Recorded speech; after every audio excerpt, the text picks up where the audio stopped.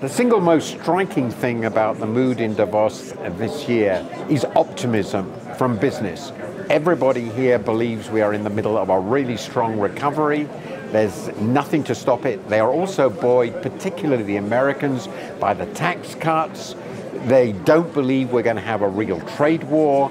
Generally, the feeling is that at last, the economy globally is back with its massive synchronized recovery, and particularly, very important in Davos, the US is back.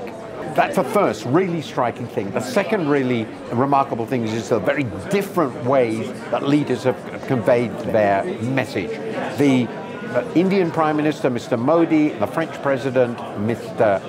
Macron, have been selling globalization. They believe in the future of a globalized economy.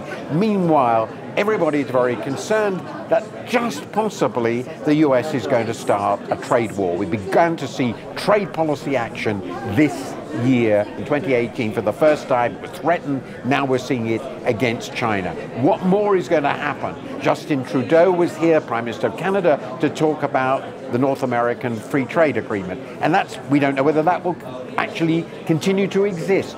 Mr. Trump will be here, and everybody wants to know what he has to say.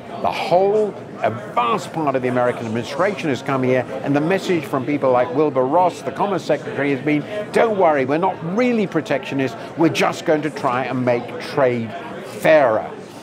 The dominant view is that's going to be all right. It's not going to end up as a really serious trade war, and that again means that people are pretty optimistic. But, of course, we don't really know. The optimism may prove to be exaggerated. But in the end, I think the general feeling here in Davos is Mr. Trump is not really a threat to the globalization and capitalist system, and everything is just rosy again.